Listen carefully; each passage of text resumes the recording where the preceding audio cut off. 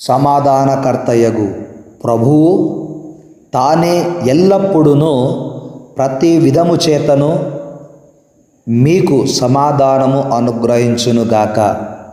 ప్రభువు నీకు తోడై ఉండునుగాక. ఆమెన్. క్రీస్తునందు ప్రియమైన వారలారా, దేవుడు గత జూన్ మాసమంతా కాపాడి జూలై మాసంలోకి మనలను ప్రవేశపెట్టాడు. గనుక ఈ జూలై మాసంలోకి ప్రవేశపెట్టిన ప్రభువు నిన్ను తలంచుకొనుచున్నాడని, నీ గురించి ఆయన గొప్ప ఆలోచన ప్రణాళిక కలిగి ఉన్నాడని నీవు జ్ఞాపకం చేసుకుంటూ ఆ ప్రభువుకు నీకు వాగ్దానమును బయలుపరచుచున్నందుకు కృతజ్ఞత చెల్లించాలి. అలాగుననే మా కొరకు, మా పరిచర్య కొరకు కూడా మీరు ప్రార్థన చేయాలని కోరుతున్నాను. నా యొక్క వందనాలు మీకు తెలియచేస్తూ ఉన్నాను. దేవుడు నేటి దినము మనకు బయలుపరిచిన వాగ్దానము: నీ దుఃఖము సంతోషమగును, నీ సంతోషము సంపూర్ణమగును. ఆమెన్. ఈ వాగ్దానమును ప్రభువు యోహాను సువార్త 16వ అధ్యాయము 20వ వచనములో నుండి ఆయన బయలుపరిచాడు. మీరు దుఃఖింతురు, కానీ మీ దుఃఖము సంతోషమగునని మీతో నిశ్చయముగా చెప్పుచున్నాను. ఆమెన్. ఈ మాట యేసు ప్రభు తన శిష్యులకు చెప్పిన మాట, లేదా శిష్యులకు చేసిన వాగ్దానము.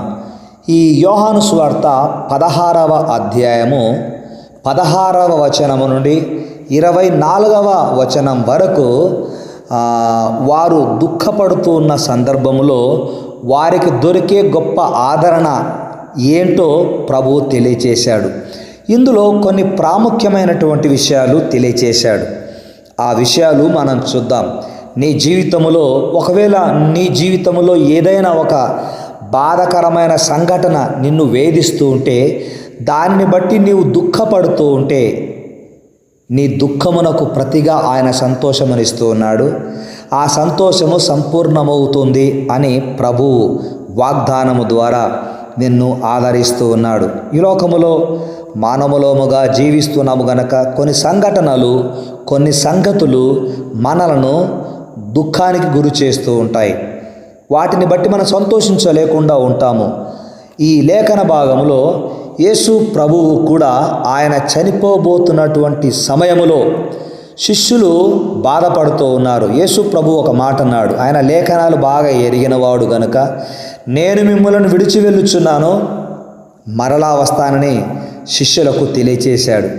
అయితే ఆయన ఒక మాట అన్నాడు: స్త్రీ ప్రసవ వేదనలు పడినట్లు మీరు బాధపడతారు, అయితే ప్రసవించిన తరువాత స్త్రీ బిడ్డను చూసి ఆనందించినట్లు నన్ను చూసి మీరు ఆనందిస్తారు అని ప్రభువు తెలియచేశాడు.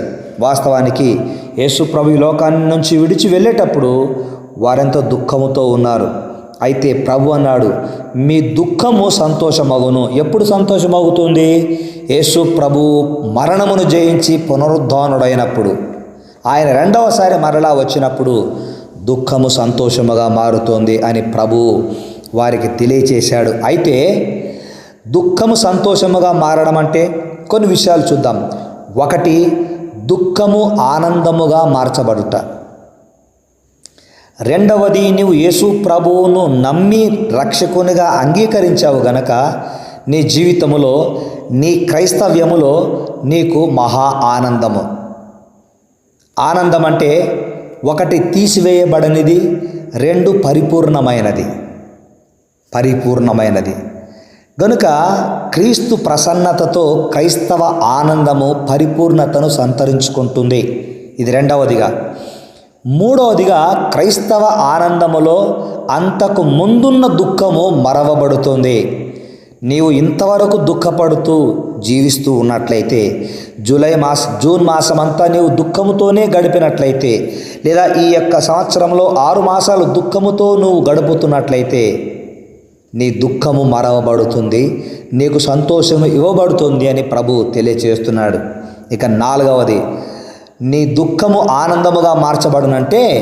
సంపూర్ణ జ్ఞానము నీకు అనుగ్రహించబడుతుంది. జ్ఞానము కలిగిన వారు దుఃఖించరు, సంతోషముతో జీవిస్తారు, సంతోషంగా జీవిస్తారు.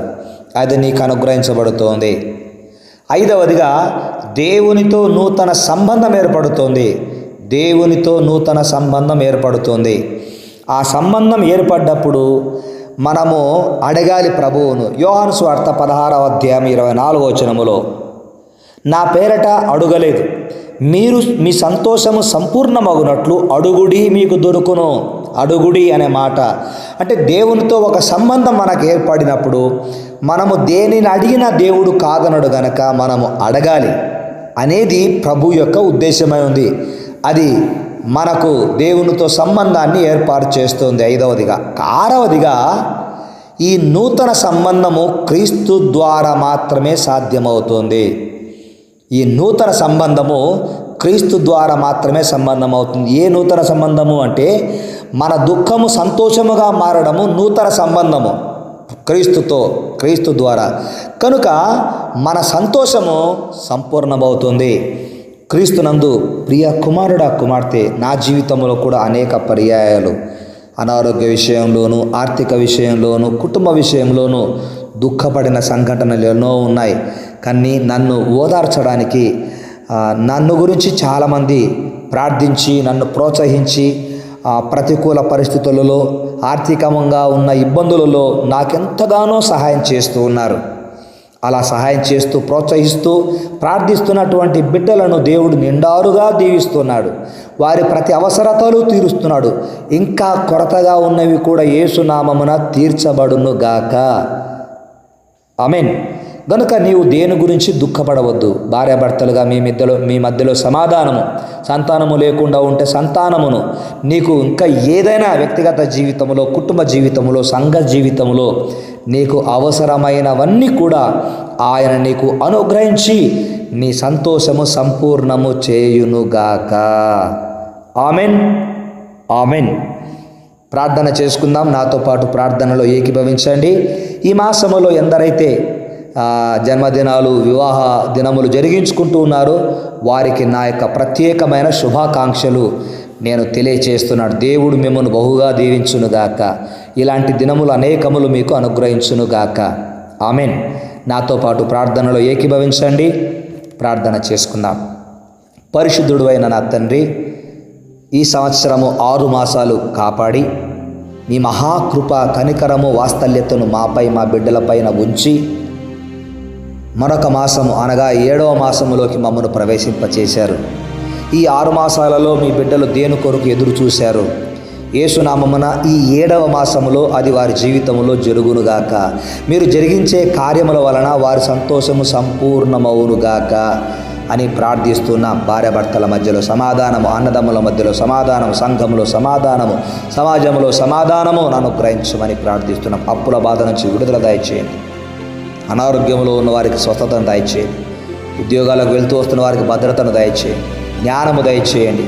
దేవా, మీకే స్తోత్రాలనైనా. మా కొరకు ప్రార్థిస్తూ మమ్మల్ని ప్రోత్సహిస్తున్న బిడ్డలను మీరు ప్రత్యేకముగా బ్లెస్ చేయమని ప్రార్థిస్తున్నాం. మా తెలుగు రాష్ట్రాలలో ఉన్నవారిని, యూట్యూబ్ ఛానల్లో సబ్స్క్రైబ్ చేసుకున్న వారందరినీ, దూరదేశాలలో ఉన్న బిడ్డలను కూడా జ్ఞాపకం చేసుకున్నామని ప్రార్థిస్తూ ఈ ప్రార్థన విన్నందుకు వందనాలు చెల్లిస్తూ, మరొక మాసం ఇచ్చినందుకు కృతజ్ఞతా స్తుతులు చెల్లిస్తూ యేసు నామమున ప్రార్థించినవన్నీ పొంది ఉన్నాము తండ్రి. ఆమెన్. తండ్రి, కుమార, పరిశుద్ధాత్మని సన్నిధి, సహాయం, కృప నీకు, నీ కుటుంబానికి ఎల్లప్పుడూ ప్రభు రాకడ పర్యంతము వరకు తోడై ఉండి నిన్ను కాపాడునుగాక. Amen. Amen. May God bless you all.